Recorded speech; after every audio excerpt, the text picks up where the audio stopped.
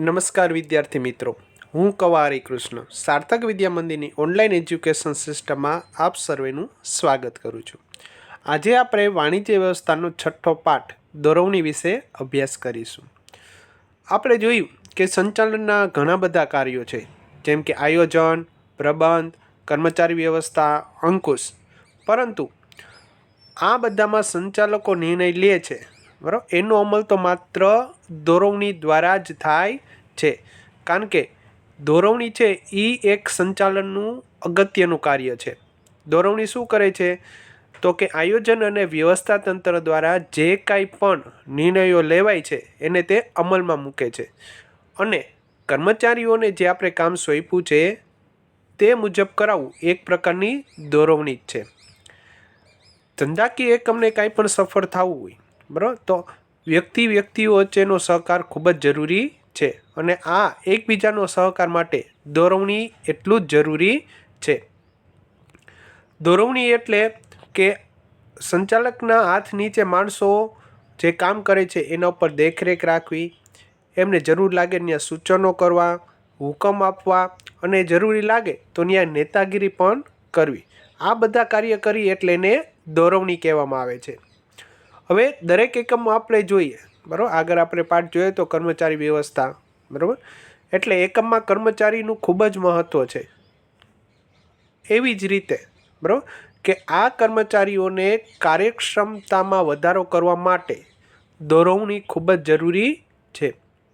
હવે જો દોરવણી આપનાર વ્યક્તિ સક્ષમ ન હોય તો તે વ્યવસ્થિત દોરવણી આપી શકતો નથી, તો ત્યારે કોઈ પણ ધંધાકીય હેતુઓ સિદ્ધ થઈ શકતા નથી. તમે કર્મચારી ગમે એવા સારા ગોતો, પણ એને દોરવણીની તો જરૂર પડે જ છે. એટલે આ આપણે એમ કહી શકીએ કે કર્મચારીઓ કરતાં તેના પર દોરવણી આપનાર જે વ્યક્તિ છે એ ખૂબ મહત્ત્વની છે. કારણ કે જો દોરવણી આપનાર સક્ષમ હશે તો બિનકાર્યક્ષમ કર્મચારીઓ પણ કાર્યક્ષમ બનીને રહેશે, અને જો દોરવણી આપનાર અસક્ષમ હશે તો કાર્યક્ષમ કર્મચારી પણ પૂરેપૂરું કાર્ય કરી શકશે નહીં. આથી આપણે કહી શકીએ છીએ કે સક્ષમ દોરવણી એ સંચાલકનું એક અનિવાર્ય અંગ છે. ધંધાકીય એકમમાં દોરવણી અને માર્ગદર્શન પૂરા પાડવાનું કાર્ય યુદ્ધમાં વ્યૂહરચનાઓ ઘડવાના કાર્ય જેવું છે. અહીં જો દોરવણીના કાર્યને કોની સાથે સરખાવ્યું કે આપણે યુદ્ધમાં જે વ્યૂહરચના ઘડતા હોય એના સાથે સરખાવ્યું. આપણે ગમે એવું પણ જો આપણે વ્યૂહરચના સારી હશે તો યુદ્ધમાં આપણને આસાનીથી જીત મળશે. તો એવી જ રીતે દોરવણીનું કાર્ય જો વ્યવસ્થિત હશે તો આપણે કોઈ પણ આપણે આયોજન બનાવ્યું, વ્યવસ્થા કરી હોય તો એ મુજબ આપણે જે એક હેતુઓ સિદ્ધ કરવા છે તે આસાનીથી થઈ શકશે. દોરવણી દ્વારા આપણે જે સાધન સામગ્રી છે, માનવ શક્તિઓ છે, આ બધાનો આપણે વિશિષ્ટ પ્રથા કેન્દ્રિત કરવા માટેના સ્થાનો, અર્થતંત્રની ગૂંચવણભરી બાબતો અને ધંધાકીય એકમનું સાતત્ય વગેરે વિશે વિચારણા કરવાનું અને એને આદેશ આપવાની નૈતિક તેમજ વૈધિક જવાબદારીઓ છે. સામાન્ય અર્થમાં આપણે કહીએ તો દોરવણી એટલે બીજું કાંઈ નહીં, કર્મચારીઓને માર્ગદર્શન આપવું અને તેને એના કામગીરીથી વાકેફ કરવા અને એના ઉપર દેખરેખ રાખવી, જેથી કરીને એનો જુસ્સો ટકી રહે, એટલે દોરવણી. આ એક માર્કમાં તમને પૂછાઈ શકે છે કે દોરવણીનો અર્થ આપો, બરાબર, તો તમે આ લખી શકો છો. દોરવણીની વ્યાખ્યા તમને એક આપવામાં આવી છે કુન્સ ઓડોરલ દ્વારા, બરાબર. શું કહે છે ને કે તાબેદારોને માર્ગદર્શન આપવું અને તેના પર દેખરેખ કરવું, એનું નામ દોરવણી. તો આની નીચે અંડરલાઈન કરીશું અને ટીક કરી રાખશું કે ક્યારેય પણ તમને દોરવણીની વ્યાખ્યા કહે તો તમે આસાનીથી લખી શકશો. સાવ સિમ્પલ છે. શું તો કે તાબેદારોને માર્ગદર્શન આપવાનું અને તે જે કાર્ય કરે છે એના ઉપર દેખરેખ રાખવી, એટલે દોરવણી. દોરવણી એ એવું કાર્ય છે કે જે નક્કી કરેલા ઉદ્દેશ સિદ્ધ કરવા મદદનીશોને આદેશો આપી અને તેના ઉપર નિરીક્ષણ રાખે છે. હવે ત્યારબાદ આપણે જોઈએ દોરવણીની લાક્ષણિકતા. તો સૌ પ્રથમ વહેલી એની લાક્ષણિકતા આવે છે હેતુલક્ષી પ્રવૃત્તિ. દોરવણીનો હેતુ કર્મચારીઓને માર્ગદર્શન આપીને પ્રોત્સાહિત કરવાનો છે, જેથી ધંધાની ધ્યેય સિદ્ધ થઈ શકે છે। આમ દોરવણી એ હેતુલક્ષી પ્રવૃત્તિ છે। આપણે દોરવણીનો મુખ્ય હેતુ શું છે કે કર્મચારીઓને માર્ગદર્શન આપવું, બરાબર। માર્ગદર્શન આપો એટલે પ્રોત્સાહિત થશે જ, અને પ્રોત્સાહિત થશે એટલે એનો જે ધ્યેય છે એ સિદ્ધ થશે। એટલે આપણે લખી શકીએ કે આ કઈ પ્રવૃત્તિ છે તો કે હેતુલક્ષી પ્રવૃત્તિ છે। હવે આમાં જે બોલું ને એ નીચે અંડરલાઈન કરજો। કર્મચારીને માર્ગદર્શન અને પ્રોત્સાહિત, પછી ધ્યેય સિદ્ધિ। તો આટલા મુદ્દા યાદ રાખો એટલે પહેલો મુદ્દો તમને આસાનીથી યાદ રહી જાય। શું તો કે કર્મચારીઓને માર્ગદર્શન આપવાના, પ્રોત્સાહિત કરવાનું, અને તેનાથી ધ્યેય સિદ્ધ થઈ શકે છે। આથી તે કેવી પ્રવૃત્તિ છે? હેતુલક્ષી પ્રવૃત્તિ છે। બીજી લાક્ષણિકતા છે સંચાલનની બધી સપાટીએ થતું કાર્ય। અહીં આપણે જો પહેલા પાઠમાં આપણે જોયું સંચાલનની કેટલી સપાટી છે? 3, ઉચ્ચ, મધ્ય અને તળ। એવું નથી કે દોરવણી માત્ર તળ સપાટીએ જ થાય, પણ સંચાલનની દરેક સપાટીએ થવું જોઈએ। ઉચ્ચ અધિકારી પોતાના હાથ નીચે કાર્ય કરતા વિભાગીય અધિકારોને ધ્યેય, નીતિ અને વહીવટી બાબત અંગે દોરવણી આપતા હોય છે। તેવી જ રીતે તળ સપાટીએ નિરીક્ષકો, જોબરો અને ફોરમેનને સૂચનો તથા હુકમ કરે છે, અને જોબર અને ફોરમેન તેમના હાથ નીચે કામ કરતા કામદારોને દોરવણી આપે છે। આમ ઉચ્ચ સપાટીથી તળ સપાટી સુધી દોરવણી અપાય છે। ઉચ્ચ સપાટીવાળા કોને દોરવણી આપશે? મધ્ય સપાટીને। મધ્ય સપાટીવાળા કોને આપશે? તળ સપાટીને। તળ સપાટીમાં નિરીક્ષકો અને જોબરો છે તેની નીચે જે માણસો કામ કરતા હોય તેને પણ દોરવણી આપશે। એટલે કે કર્મચારીઓના કાર્યો પર દેખરેખ રાખશે અને જરૂરી લાગે ને એને સલાહ સૂચનો આપશે। આથી કહી શકીએ છીએ કે દોરવણી છે તે બધી સપાટીએ થતું કાર્ય છે। હવે આમાં હું કહું એની નીચે અંડરલાઈન કરજો કે ઉચ્ચ અધિકારીઓ હાથ નીચે કાર્ય કરતા અધિકારીઓને દોરવણી આપતા હોય છે। પછી એવી જ રીતે તળ સપાટીએ નિરીક્ષકો, જોબરો અને ફોરમેનો તેમના હાથ નીચે કામ કરતા કામદારોને દોરવણી આપે છે। જો આમાં કહી દીધું કે ઉચ્ચ સપાટી, મધ્ય સપાટી, મધ્ય સપાટીથી તળ સપાટી। ત્યારબાદ આવે છે સતત ચાલતી પ્રક્રિયા। જ્યાં સુધી આપણું ધંધાકીય એકમ અસ્તિત્વમાં હશે ત્યાં સુધી દોરવણીનું કાર્ય અવિરતપણે આપણે ચાલુ જ રાખવું પડશે। કાર્ય, કાર્યવિધિ તથા નીતિના અર્થઘટન અંગે કર્મચારીઓને સતત માર્ગદર્શન આપવું પડે છે, જેથી દોરવણી એ સતત ચાલતી પ્રવૃત્તિ છે। અહીં જો જ્યાં સુધી અહીં એવું કહેવામાં આવ્યું કે જ્યાં સુધી ધંધાકીય એકમ હશે, એનો મતલબ કે ધંધાકીય એકમ અસ્તિત્વમાં હશે ત્યાં સુધી એને ધંધાકીય પ્રવૃત્તિ ઘણી બધી કરવી પડે, અને દરેક પ્રવૃત્તિએ તેમને કામ કરતા કર્મચારીઓને સલાહ સૂચન અને માર્ગદર્શન આપતા જ રહેવું પડે છે। જે એટલે કહેવામાં આવ્યું કે દોરવણી છે સતત ચાલતી પ્રક્રિયા છે। હવે જે બોલું એની નીચે અંડરલાઈન કરજો કે ધંધાકીય એકમ જ્યાં સુધી ચાલે ત્યાં સુધી દોરવણીનું કાર્ય ચાલ્યા કરે છે। પછી લખજો કર્મચારીઓને સતત માર્ગદર્શન આપવું। રેડી? હવે આપણે ચોથો મુદ્દો જોઈએ, કાર્ય પર દેખરેખ। દોરવણી આપવાનો ઉદ્દેશ દોરવણી પ્રમાણે કર્મચારીઓ કાર્ય કરે છે કે નહીં તે જોવાનો છે। દોરવણી ફક્ત હુકમ કે માર્ગદર્શન આપવાની પ્રક્રિયા નથી, પરંતુ તે ઉપરાંત અપાયેલા સૂચનો અને હુકમો પ્રમાણે તે કાર્યો કરે છે કે નથી કરતા તે અંગે દેખરેખ રાખવાની પણ પ્રક્રિયા છે। અહીં આપણે એવું માની લઈએ કે હાલો આપણે આપણા કર્મચારીઓને કહી દીધું કે આ મુજબ કાર્ય કરો, બરાબર? તો અહીં આપણી દોરવણી પૂરી નથી થઈ જતી।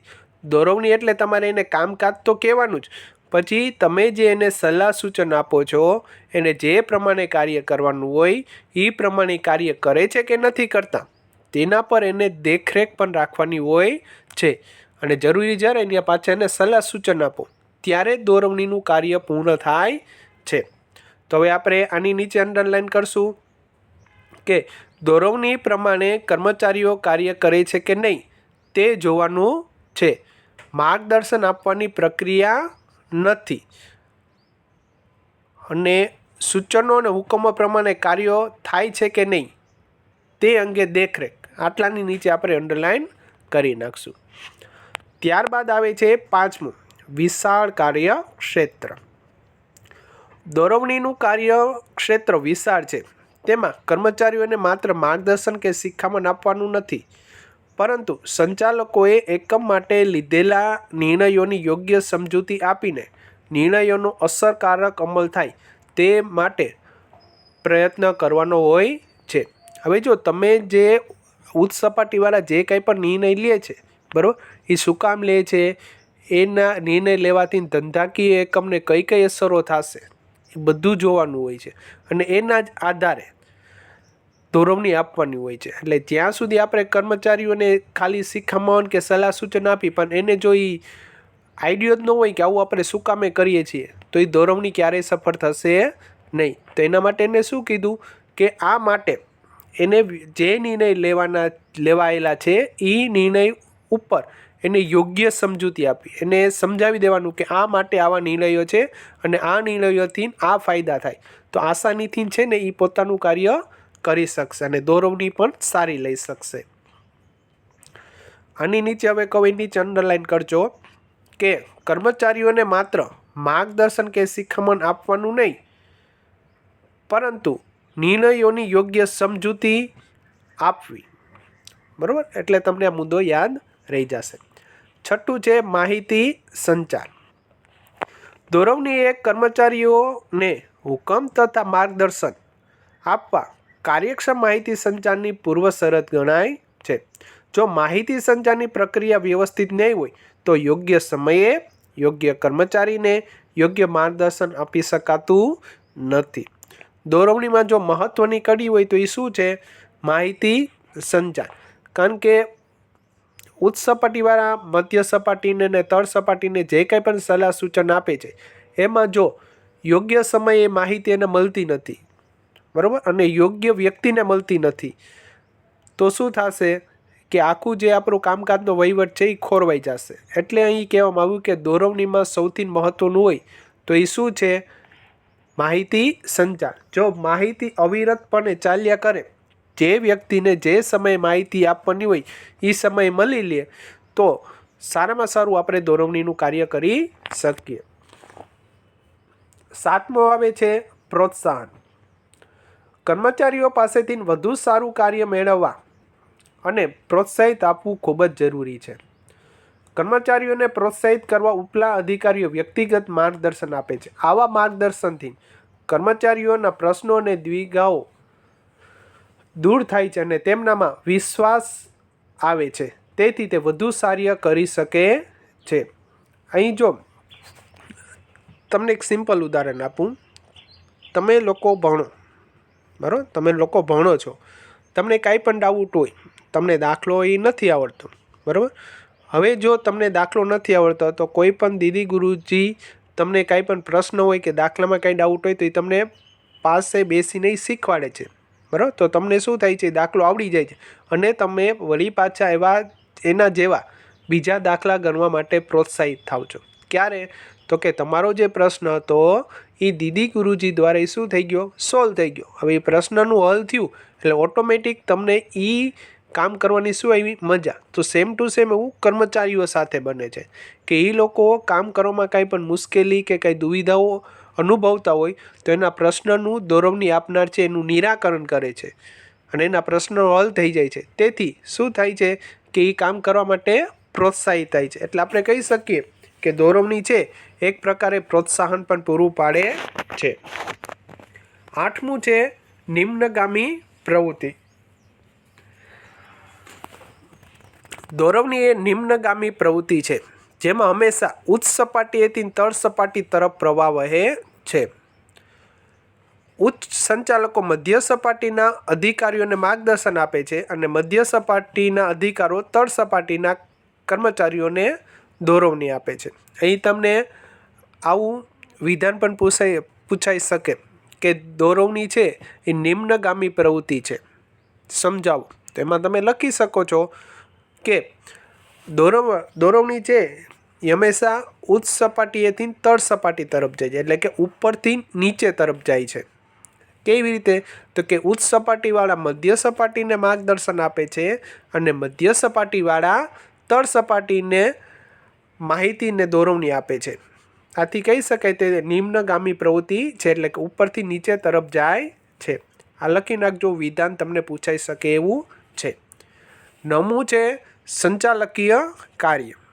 આપણે આગળ તમને જણાવ્યું હતું કે જેવી રીતે સંચાલનમાં આયોજન, પ્રબંધ, કર્મચારી વ્યવસ્થા, સંકલન, માહિતી પ્રેષણ, અંકુશ આ બધા સાથે દોરવણી સંકળાયેલી છે. જો દોરવણી હશે તો જ આ બધા સંચાલનના કાર્ય થશે.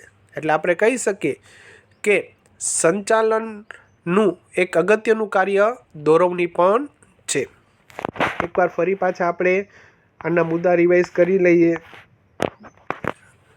દોરવણીની લાક્ષણિકતા, એમાં પહેલું છે હેતુલક્ષી પ્રવૃત્તિ, બીજું છે સંચાલનની બધી સપાટીએ થતું કાર્ય, ત્રીજું છે સતત ચાલતી પ્રક્રિયા, ચોથું છે કાર્ય પર દેખરેખ, પાંચમું છે વિશાળ કાર્યક્ષેત્ર, છઠ્ઠું છે માહિતી સંચાર, સાતમું છે પ્રોત્સાહન, આઠમું છે નિમ્નગામી પ્રવૃત્તિ અને નવમું છે સંચાલકીય કાર્ય.